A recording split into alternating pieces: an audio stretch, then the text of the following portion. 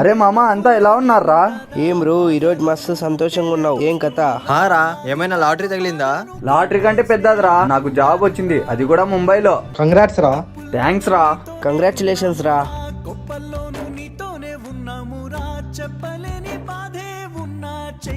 Sudden గా వీడికేమైందిరా అలా వెళ్ళిపోయాడు? నువ్వు జాబ్ కోసం ముంబై వెళ్ళాలన్నావుగా, అందుకే అనుకుంటా.